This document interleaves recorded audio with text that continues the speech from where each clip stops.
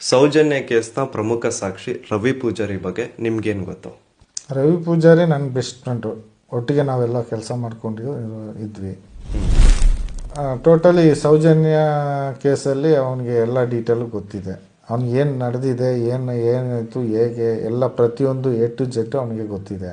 ಅಂದ್ರೆ ರಿಯಲ್ ಆರೋಪಿಗಳು ಯಾರು ಅಂತಾನೂ ಅವನಿಗೆ ಗೊತ್ತಿತ್ತಾ? ಪಕ್ಕಾ ಗೊತ್ತಿದೆ. ನಿಮ್ ಮುಂದೆ ಹೇಳಿದ್ನ? ಹೇಳ್ಕೊಳ್ತಾ ಇದ್ದ. ಹಾಗೆ ಜಾಸ್ತಿ ನಾನು ಅದನ್ನ ಅಬ್ಸರ್ವ್ ಮಾಡ್ಕೊಳ್ಳೋಕೆ ಹೋಗ್ಲಿಲ್ಲ. ಅವನು ಹೇಳ್ತಾ ಇದ್ದ. ಬಟ್ ಮರುದಿವ್ಸ ನಾವು ಸಾಯುವಾಗಲೇ ನಮಗೆ ಕನ್ಫರ್ಮ್ ಆಯಿತು, ಇವನು ಈ ಥರ ಕೊಂದಾಕಿದ್ರಲ್ಲ ಅಂತ ಭಯ ಬಂತು. ಯಾಕಂದ್ರೆ ಅವನು ಸತ್ತೋದ್ನಲ್ಲ ಆಫೀಸ್ ಒಳಗೆ. ಅವ್ರ ಮನೇಲೆ ಸತ್ತರೆ ಬೇರೆ, ಇಲ್ಲ ಊರೊಳಗೆ ಸತ್ತರೆ ಬೇರೆ. ಆಫೀಸ್ ಒಳಗೇನೆ ಸಾಯಿಸ್ಬಿಟ್ರು.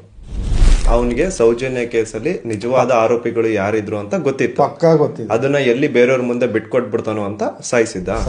ದಣಿಗಳು ಅವನ್ಗೇನಾದ್ರು ಹಣದ ಸಹಾಯ ಏನಾದ್ರು ಮಾಡಿದ್ರ? ಈ ಮ್ಯಾಟರ್ ನೀನ್ ಎಲ್ಲಿ ಯಾರಿಗೂ ಹೇಳ್ಬೇಡ ಅಂತ? ಇಲ್ಲಿ ಕರೆಸಿ 25,000 ದುಡ್ಡು ಕೊಟ್ಟಿದ್ರಂತೆ, ಸಣ್ಣ ದಣಿಗಳು ಕೊಟ್ಟದು ಅಂತೇಳಿ ಅವನೇ ಹೇಳ್ದ. 25,000 ಅಮೌಂಟ್ ಕೊಟ್ಟಿದ್ದಾರೆ. ನೀವು ಹೇಳಿದ್ರಿ ಅಕ್ರಮವಾಗಿ ಶವಗಳನ್ನ ಹೂತಾಕ್ಬೇಕಾದ್ರೆ ಎಷ್ಟೋ ಸತಿ ಪೊಲೀಸ್ ಆಫೀಸರ್ಸ್ ನಿಮ್ಮ ಜೊತೆಗೆ ಇರೋರು ನಿಮ್ಮ ಎದುರುಗಡೆನೆ ನಿಂತು ಎಲ್ಲ ಕೆಲಸ ಮಾಡಿಸೋರು ಅಂತ. ಸೊ ಆ ಪೊಲೀಸವರು ಆ ಶವಗಳು ಯಾರ್ದು, ಅವ್ರು ಯಾರಿಗೆ ಸಂಬಂಧಪಟ್ಟವರು, ಈ ಥರ ಹುಡುಕೋ ಪ್ರಯತ್ನ ಆಗಲಿ ಅಥವಾ FIR ಮಾಡೋದಾಗ್ಲಿ ಮಾಡ್ತಾ ಇದ್ರಾ? ಇಲ್ಲ ಸರ್, FIR ಅದೇನು ಇಲ್ಲ. ಬರ್ತಾ ಇದ್ರು ಸುಮ್ಮನೆ ಬಂದು ಒಂದು ಪೇಪರ್ ಇಟ್ಕೊಂಡು ಏನೋ ಬರೆಯುವಾಗೆ ಬರೆಯೋರು. ಮತ್ತೆ ಡೆಡ್ ಬಾಡಿ ಮಣ್ಣಿಗೆ ಹಾಕು ಅಂತೇಳಿ ಹೋಗ್ತಾ ಇದ್ರು. ನಾನು ಮಣ್ಣಿಗೆ ಹಾಕಿ ಬಿಡ್ತಿದ್ದೆ.